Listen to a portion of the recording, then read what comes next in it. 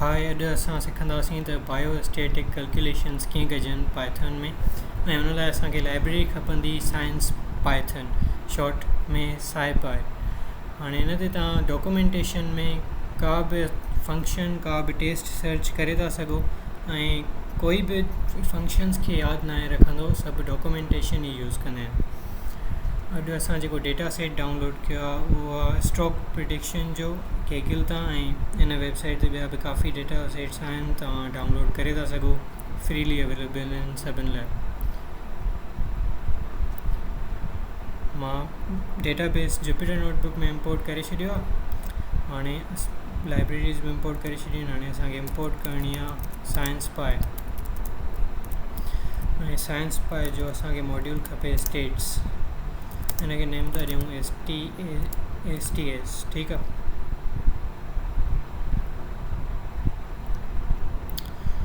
हाणे असां जेका इंपोर्ट कई आहे पंहिंजो डेटा सेट, हुन में असांखे जेंडर बि आहे, हार्ट डिज़ीज़ आहे। हाणे असां ॾिसंदासीं त रिस्क रेशो केतिरो आहे, रिलेटिव रिस्क केतिरो आहे बिटवीन जेंडर्स, उन्हनि खे कंपेयर कंदासीं। त फस्ट त मां जेंडर्स खे सेपरेटली लिखी छॾियो आहे। मेल जो डेटा असांखे अलॻि सां खपे ऐं फीमेल जो अलॻि सां डेटा। हाणे असां साइंस पाई में सर्च कंदासीं असांखे कहिड़ी टेस्ट रन करणी आहे, रिलेटिव रिस्क।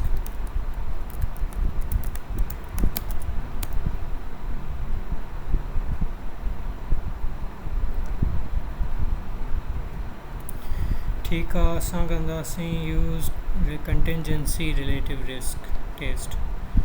इन में पूरा इंस्ट्रक्शंस ॾिनल आहिनि त यूज़ कीअं थींदो आहे ऐं कहिड़ा वैल्यूज़ ॾींदो। हिनखे कॉपी था कयूं।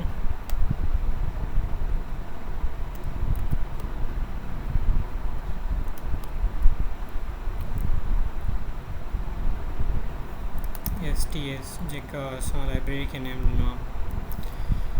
हाणे असांजा जेके एक्सपोज्ड केसिस थींदा हिन डेटा सेट में, जेके हार्ट डिज़ीज़ में 1 आहे मतिलबु उन्हनि खे हार्ट डिज़ीज़ आहे ऐं 0 वारनि खे हार्ट डिज़ीज़ न आहे।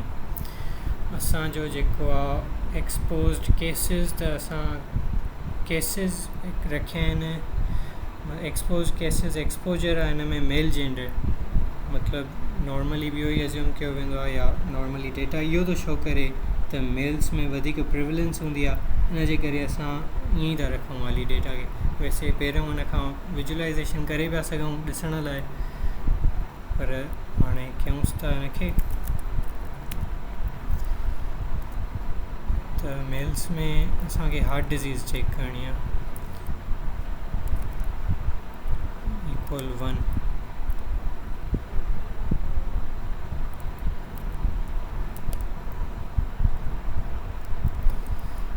असांखे टोटल नंबर खपे उन्हनि जो जिन खे हार्ट डिज़ीज़ हुई मेल जेंडर में। त हिते सम लिखंदासीं, उन्हनि जो पूरो सम कंदासीं। एक्सपोज्ड जेके असांजा टोटल आहिनि उहे मतिलबु टोटल मेल्स जेके असां वटि डेटा सेट में आहिनि उन्हनि जी पॉपुलेशन नंबर। वैल्यू काउंट्स ऐं पोइ उन्हनि जो सम।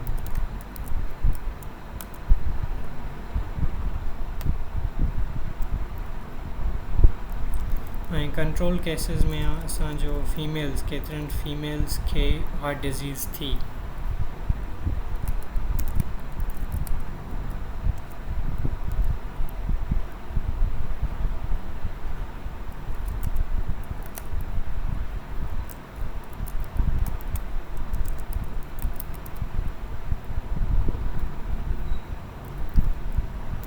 इक्वल 1 ऐं हिन जो असां सम कंदासीं।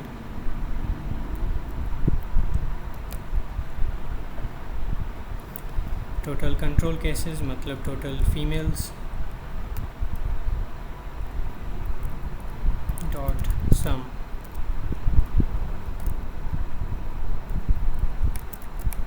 फीमेल डॉट वैल्यू काउंट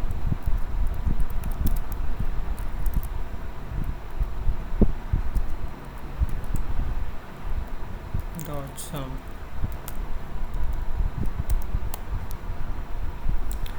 असांखे रिलेटिव रिस्क ख़बर पइजी वियो जेको 2 आहे 2 पॉइंट समथिंग त इन में मेल्स में डेफिनेटली हायर रिस्क आहे ऐं एक्सपोज्ड केसिस में बि ॾिसो त एक्सपोज्ड केसिस ऐं एक्सपोज्ड टोटल काफ़ी वधीक आहिनि मतिलबु घटि आहिनि मेल्स भली घटि पार्टिसिपेट कयो आहे पोइ बि उन में जेके हार्ट डिज़ीज़ जिन खे डेवलप थी उन्हनि जी पॉपुलेशन वधीक आहे कंपेयर टू फीमेल्स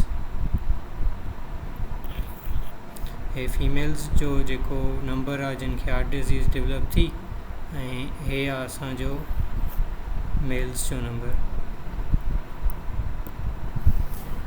ॿी हिकिड़ी टेस्ट जेकी यूज़ थींदी आहे बायोस्टेटिस्टिक्स में अक्सर करे उहा हूंदी आहे पी वैल्यू इन में हिकिड़ी टेस्ट जो नेम हूंदो आहे 2 टेल्ड टेस्ट त उहा असां कंदासीं ॾिसंदासीं त जेके रिज़ल्ट्स आया आहिनि उहे सिग्निफिकेंट आहिनि या न टी टेस्ट असां हितां यूज़ कंदासीं टी टेस्ट ठीकु आहे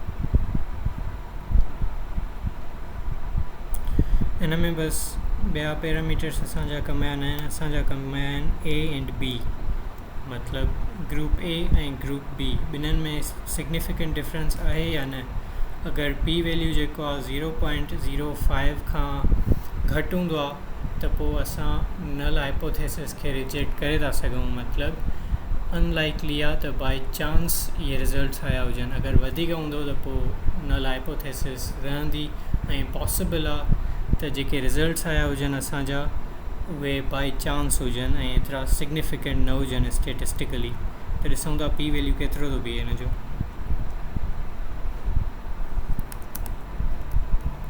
टी टेस्ट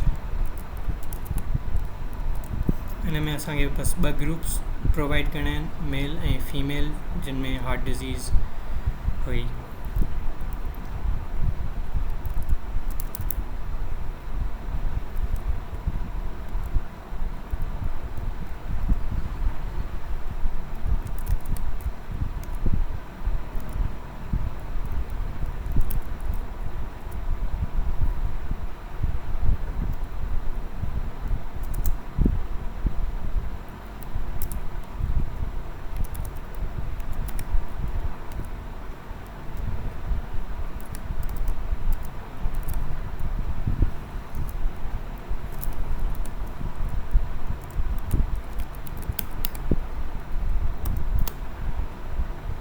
हे असांजो अची वियो पी वैल्यू असांखे आयो आहे -10 में मतिलबु 0.05 खां त काफ़ी लो आहे ऐं स्टेटिस्टिक वैल्यू ॾिए थो जंहिंजी मूंखे ख़बर न आहे एग्ज़ैक्टली छा आहे ऐं अगरि तव्हां इन जा रिज़ल्ट्स जेके आहिनि ॿिए कंहिं फंक्शन में प्रोवाइड करणु चाहियो त डायरेक्ट हिते पी वैल्यू बि लिखी था सघो डॉट पी वैल्यू